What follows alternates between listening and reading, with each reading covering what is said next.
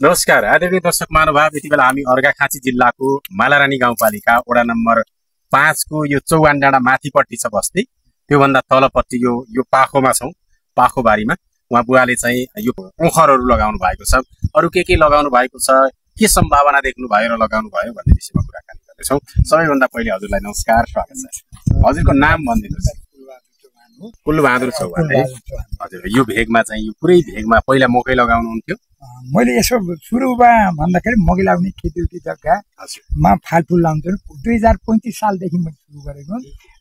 यो नस्पति, आरू, बखडा, स्याउ लाउँछु भनेर धान खेती म खेतीले सामान्यले अब यो प्रगति हुन्न भनेर उठेर पनि मैले फलफुल लाउन खोजेको। अहिले 46 वर्ष पहिले, 46 वर्ष पहिले त्यहाँबाट यो चक्लबन्दी बनाएर यो जग्गा यतिका त नहोला, यो चाहिँ अहिले 20-22 रुपियाँ पनि छ सामान्य। अरू भिरपाखा छोडेर यो खेत जोगिले त्यहाँबाट यसलाई खेती गर्न छोडे। छोराहरू सबै मेरो मात्रै, अरू पनि गयो अरे काठमाडौँ कहीँ कता गए।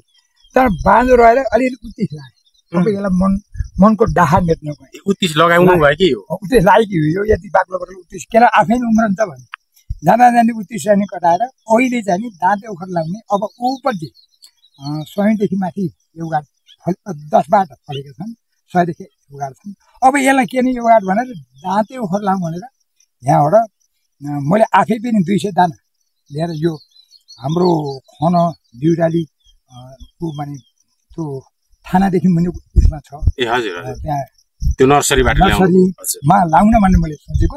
फेरि ज्ञान केन्द्रमा गएको कृषि हाकिम साहबले मैले अलिकति बार बेरेकालाई अलिकति चाहिँ नि टङ्केलाई जान्छु भन्दा के गर्ने हुनु हो र दाँते र दाँते ओखर तपाईँ बुढा मान्छेले लाउनुहुन्छ। कति वर्ष भनौँ म 82 वर्षको भएँ। अब केटाकेटी छोराहरू खाने काट्नु जग्गा बाँझो भएर मलाई चाहिँ नि यो चाहिँ नि काठमाडौँ गएर बस्नु भएन। यो जग्गालाई केही गर्न पर्यो, दुःख गरेर यो जग्गा बनाएँ भनेर अहिले चाहिँ नि ऊपट्टि यो गाड छ 200 जति भनेमा 180 दाँते ओखरका कलमी बिरुवा यहाँ ल्याइएको। 180वटा दाँते ओखरका कलमी बिरुवा, सबै बिरुवाहरू यत्रै छन्? यही छन्। अब कोही अलि मात्र छ, कोही मिन्टेर छन्। अब भर्खर अहिले लागेका हुन्। अहिले फाउनको 1 गते लागेको मैले। फाउन गते यो चाहिँ नि यो फाँडेन गरेर अब उत्तिस भइहाल्यो। यो कहिले लगाउनु भयो? कहिले? मैले फाउनको 1 गतेबाट सुरु गरेको। यो गएको फाउन 1 गते? यही फाउन 1 गते लगाएका बिरुवा यति राम्रा भयो? तल गएर कुराकानी गरेर यो काटफाट गरियो, खाडल खन्यो, यहाँ मोलजोल गरेर यो मोलचोल गरेर यो लाउनुभन्दा पहिले मोल पानी पिन राख्यो, मोल राख्यो, पानी पिन लाएर हालेर बिरुवा लिएर यो बिरुवा लाउन दिन कृषिले यो उलेको पालिकाले 2 जना पठाउँछु कृषकलाई पठाउनु भएको थियो भने मैले माग गरेँ मेरो बिरुवा आएको छ त लगाइदिनु पर्यो भनेर 2 जना 19 जना यहाँ चाहिँ तल माथि छन्। 19 जनाको लान्थ्यो। कसैले बिरुवा छपाउने, कसैले खन्ने, कसैले पानी लाउने गरेर 19 जनाले यहाँ बिरुवा 180वटा छ नि। 180 एभोकाडो चाहिँ कतिवटा छन्? एभोकाडो 100 देखि माथि छन्। कति मैले अरू चाहिँ के लगाउनु भएको छ? अरू बुद्धचित्त लगाउँछु माथि। बुद्धचित्त घर नजिक लगाउनु भएको रहेछ। त्यहाँ काठमाडौँ लिएर आएको बिरुवा। बुद्धचित्त चाहिँ फल्न सुरु गरिसकेछ? 3-4 वर्ष हो फलेको छ। ए हजुर, फल्दैछ। त्यसको बजार भाउ बुझ्नु भएको? बजार भाउ अलिक बुझ्यो छैन मैले। अहिले लाउनेमा चाहिँ दौडाउन लाउनु पर्यो। अब कहिले खानेर के हो भने त्यतापट्टि फल दिन चाहिँ सुरु गरेछ। यसले चाहिँ कहिले फल दिन्छ भन्ने बुझ्नु भएको छ? यो दाँते ओखरले? दाँते ओखरले हाकिम साहबले भन्छ 4-5-6 वर्षमा फल्छ। हाम्रो पनि खुवाउनुहुन्छ, तपाईँ र छोराले खुवाउनुहुन्छ भने कृषि त्यो ज्ञान केन्द्रको हाकिम साहबले भन्नुभयो। एभोकाडो चाहिँ फल्न सुरु गरेन? एभोकाडो पनि 10-12 बिटा फलेछ। अहिले हेर्दैछौँ, त्यसलाई पनि हेरौँला। अब यो यसको चलाउँछौँ। अब यो बारी अहिले चाहिँ भएका बारीहरू बाँचिने क्रम चाहिँ जहाँ कति छ। अब त्यस्तो व्यक्तिहरूका लागि तपाईँले दिने सुझाव चाहिँ के हुन्छ?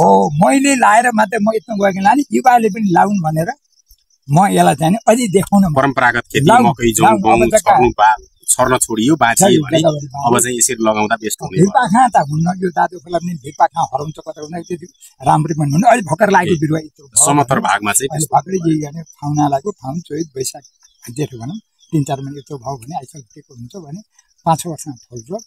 माथि पहाडी भेगको माथि खडन त मैले भन्न सक्दिनँ। खेतीको जग्गामा जुन चाहिँ लाउँदाखेरि कसैले मलाई सोधिरहेको छन्, हेर्न पनि आउनुभएको छ कोही कोही। तर लाउँदा भाइले लगाइदिए हुन्थ्यो अझ युवाहरूले, मैले खान पाउँछ। मैले त अब 82 वर्षको आफूले कुनै बेला यसमा खनजोत गरेर सम्मा बनाएर अझ घरमा राखेर पहिचान गर्छन् भने यहाँ यो अरूका चाहिँ यो भनौँ बिडु लाउरी केहरू घाँस यहाँ चाहिँ लाने एउटा बाख्रो पालो बस्छन् तपाईँको घरमा हेर्छौँ भन्ने भयो भने त्यो मलाई खुसी होला भनेर केटाकेटी त आउनु जस्तो यहाँ काठमाडौँ पठाइयो काठमाडौँ गएर अमेरिका अस्ट्रेलिया जापान पुगेका छन्। तर तपाईँ यही ठाउँमा बसेर यसरी खनजोत गरेर बनाएका बारीहरू बाँझो देख्दा मनले मानेर काठमाडौँमा प्यारा आएको मान्छेले फेरि यस यहाँ लाएर म अहिले 8 महिना भयो अब 9 महिना हुने खाना नपुगेर दुःख पाएर तर आफूले गरेको खेती जमिनमा चाहिँ बाँझो नरहोस् भन्नका लागि काठमाडौँमा घर घरेरी अब रोपनी काठमाडौँ घरेरी छ। कति वर्षको हुनुभयो? म अहिले 83 लाग्न लाग्यो जेठको 100 सालको जेठको भनेपछि 82 भइहाल्यो सालले 83 लाग्यो म यति छ। यो काठमाडौँ बसेर बुहारीले छोरानाति खाएको मलाई तपाईँले यो लगाउनु भएको रहेछ भन्ने थाहा पाइसकेपछि हामी लगभग आधा घण्टा पुग्यो के ठाउँमा जानु भएको रहेछ आउँदै गर्दा आल्सामारीबाट छाता ओढ्दै तपाईँ चाहिँ यहाँसम्म आइदिनु भयो खुसी लाग्यो। यस्तो जग्गा मेरो मात्र अरू पनि धेरै भएका छन्। यसरी हजुरले यसो प्रचार सञ्चारमा ल्याइदिएमा अरूले पनि जागरुक भएर सिक्थेकी भन्ने उद्देश्यले नै हजुर समयमा लाग्यो भने पनि खान पाउँछ। छोरीबेटी मेरो माइत फलेका छन् भनेर कसैले चाहिँ मेरो भाइ कहाँ मेरो दिदी कहाँ छ भने यहाँ चाहिँ माथि चाहिँ कहाँ जान्छन् तीर्थ भने तीर्थ ऊ होइन तीर्थ यो हो यसलाई चाहिँ खानापिना आउने यहाँ चाहिँ खेतुकी हो तीर्थ के धर्म नगरेर घुमेर मात्र हुन्न। अब चाहिँ मैले त यसलाई ठुलो तीर्थ कुनै बेला खुवाएको माटोबाट हुर्किएको ठाउँलाई हुर्किएको खाना यहाँ चाहिँ खरजोत गरेर धान खेती मकै गहुँ खेती भएको ठाउँमा अहिले लाएर अरू भाइले पनि यस्तै अहिले म त देखाउनु भनेको त अझ देखाउँदा हजुरले पूर्णता दिनुहुनेछ ज्ञान दिनुहुनेछ अरूलाई संसार मेरो यहाँको देखाइसी गरेर अन्त पनि पुर्याउनु हुनेछ। कति वर्ष भयो नि एभोकाडोका बिरुवा लगाएका बुवा? 6 वर्ष भयो है। यो 6 वर्ष अगाडि लगाउनु भएको हजुरले? यो पनि फल्न थालेछन् है। यो त बाक्लो फल अझै यो गत वर्ष फलेको थियो कि थिएन? पोहोर पनि फलेको दाना त मैले राखेको छु त्यो लाम्चो फलेको छ। ए हजुर थरीका नक्सले ल्याइयो काठमाडौँ। ए हजुर अब ओखर त त्यही देखिहाल्नु अब त्यसलाई के तलै गए पनि तलैसम्म गए पनि त्यही हो तिनै हो कोही मर्या हजुर। यसलाई सिँचाइ गर्नु पर्ने रहेछ कि रहन्छ बुवा? मैले ठाउँ चाहिँ एकपल्ट 1-2 भेरसम्म सिँचाइ गर्छु यसो पानी लगाइदिनुहुन्छ फेदा ए मल हाल्नु पर्छ कि पर्दैन? मल परार्थ राख्ने अब अहिले पुरोएर 2 वर्षमा राखेको ए हजुर।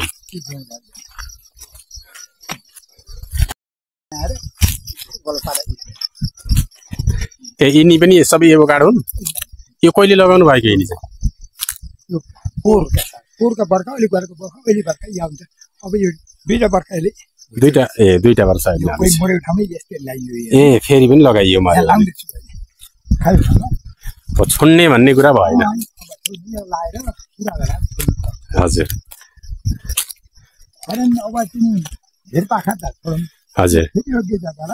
हजुर हजुर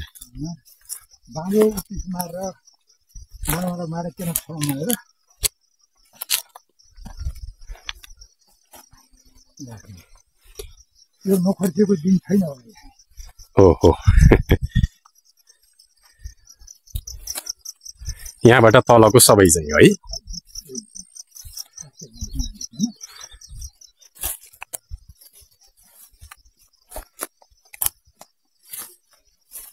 कोही कफीको बिरुवा छन् यहाँ हजुर हजुर यो कफीको ए कफीलाई पनि परीक्षणमा हाल्नु भयो यो यसमा र यदि दूरीमा एउटा भयो भने बिच कागती ए कागती पनि लगाउनु भएको छ कि ए